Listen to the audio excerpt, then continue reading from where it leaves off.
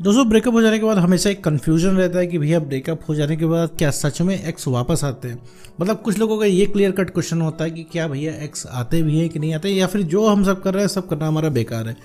क्योंकि भैया हम सब कुछ कर धर के देख चुके हैं अपने हिसाब से, हम एक्स को मना चुके हैं, हम एक्स के पीछे भाग चुके हैं, उसे रिक्वेस्ट कर चुके हैं, उसको हर तरीके से स्कीम समझा चुके हो, उसको ढेर सारा प्यार दिखा चुके हैं, लेकिन एक्स जो है वापस आने का नाम नहीं ले। तुमने हर तरीके से उसको समझा के देख लिया है, लेकिन वो इंसान समझने को तैयार नहीं है। वो एकदम बदल चुका है, वो एकदम बदला हुआ इंसान तुम्हें नजर आ रहा है। तुम्हें लग रहा है क्या यार ये वही इंसान है जिससे हम प्यार करते थे, जो हमसे प्यार करता था। तो इस पूरी वीडियो में बताने वाला हूँ कि एक्स भैया वापस आता है कि नहीं आता है, और आता है तो भैया उसको कैसे आता है, कब आता है, कितने टाइम तक आता है। क्योंकि इसमें बहुत सारे लोग हैं जो बोलते हैं कि भैया देखो हमें 2 साल हो गए, 5 साल हो गए, 10 साल हो गए, हमारा एक्स कभी वापस ही नहीं आया। तो इस पूरे वीडियो में हम ये समझने वाले हैं कि भैया एक्स वापस कैसे आता है, अगर आता है तो चलिए बिना वक्त गवाए इस पूरे वीडियो को शुरू करते हैं।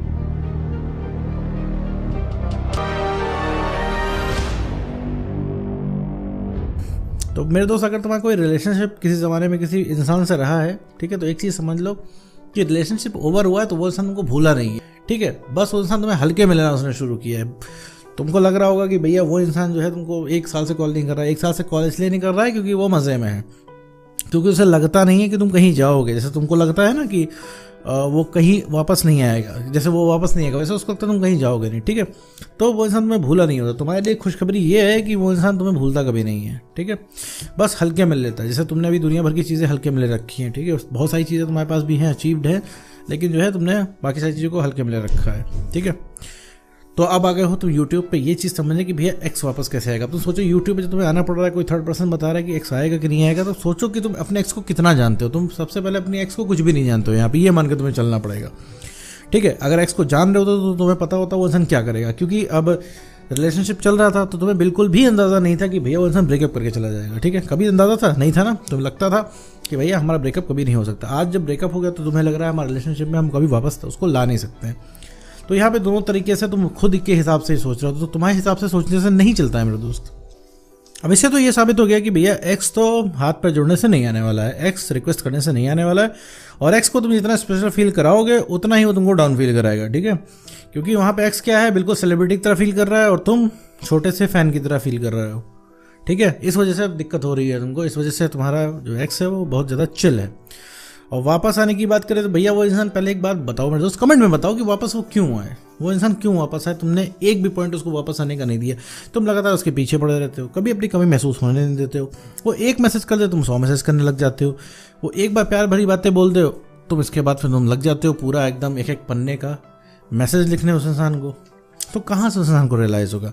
उस इंसान ने तुम्हें इतना सता दिया, इतना परेशान कर दिया, तुम स्टिल उस इंसान को चाहते हो, फिर उसी के साथ रहना चाहते हो, उसी को तुम कॉल मैसेज करते हो। उस इंसान ने तुम्हें बर्बाद कर दिया और तुम उसे यहाँ पे प्यार दिखाते हो। तो मेरे दोस्त वो इंसान क्यों आना चाहेगा, ठीक है। सबसे बड़ा रीज़न यही है। और तुम भी चाहते ना चाहते हुए भी गलत कर रहे हो, क्योंकि तुम्हें पता है भैया उसके पास नहीं जाना चाहिए, उसके सामने अपनी सेल्फ रिस्पेक्ट को नहीं गिराना चाहिए।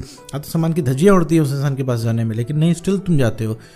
तो ये सारी गलतियाँ तुम जाने अनजाने में कर रहे हो, इस वजह से तुम्हारा एक्स पार्टनर वापस नहीं आता। और रही बात, तुम्हें लगता क्यों नहीं है कि एक्स वापस कभी आएगा, ये इसलिए नहीं लगता क्योंकि तुम बहुत टाइम से ट्राई कर रहे हो। यूट्यूब पे आने से पहले तुमने जी भर के ट्राई कर लिया है, बहुत थक हारने के बाद तुम यूट्यूब पे आए हो। अब तुम्हें ऐसा लग रहा है कि भैया वो इंसान कभी वापस आएगा नहीं, क्योंकि तुमने अपनी जितनी कोशिश करनी थी तुमने अपनी तरफ से कोशिश कर डाली है, ठीक है। इस वजह से लग रहा है एक्स वापस नहीं आ रहा है, ठीक है। ये तुम्हारी समस्या है। और अगर तुम सवाल पूछने से तो एक्स वापस आता है कि नहीं आता है, तो हाँ भैया बिल्कुल आता है, बिल्कुल 100,000% आता है, लेकिन डिपेंड करता है तुम्हारे एफर्ट के ऊपर। एफर्ट से मेरा मतलब है तुम्हारे खुद के ऊपर एफर्ट करना है, ना कि उसके ऊपर एफर्ट करना है जो तुम अभी तक करते आए हो। अगर तुमने ज़रा सा भी उसे प्रेम का पुजारी बन के दिखाया, ज़रा सा भी तुमने आशिकी दिखाई उस इंसान को, ज़रा सा भी स्पेशल फील कराया तुमने उसे, ज़रा से भी उसकी वैल्यू से ऊपर तुमने चढ़ाया उसको, तो मेरे तो समझ लो उसका इंटरेस्ट जो है ख़त्म हो जाएगा। जो रहा सा थोड़ा मोड़ा बचा हुआ इंटरेस्ट वो भी ख़त्म हो जाएगा। तो आज से मेरे तो सबसे पहले तो भैया उसको स्पेशल फील कराना बंद कर दो। तो स्पेशल फील कराने से मेरा ये मतलब है, बंद करने से मेरा ये मतलब है कि उसको स्पेशल सोचना बंद कर दो। स्पेशल मत सोचो, ठीक है। वो इंसान कहीं स्पेशल है तो मुझे पता है मेरे दोस्तों, तुम्हें अभी लग रहा होगा कि भैया उसके जैसा तुम्हें पार्टनर कभी मिलेगा नहीं, एकदम परफेक्ट चीज़ है तुम्हारे लिए। अब वो जा रहा है तो उसको जैसे तैसे रोक लो, नहीं भैया तुम्हारा दिमाग उसको चाह रहा है तो उसकी कमियाँ नज़रअंदाज कर रहा है, ठीक है। उसमें उतनी ही कमियाँ हैं। याद करो जो रिलेशनशिप का टाइम, जब तुम लोग रिलेशनशिप में थे तो क्या इतना प्यार आता था उसके ऊपर? नहीं आता था। कभी कभी तो तुम्हें ये भी लगा होगा लाओ ब्रेकअप कर ले, लेकिन आज सिचुएशन क्या है, वो इंसान ब्रेकअप करके गया है तो तुम्हें तकलीफ बहुत ज़्यादा हो रही है।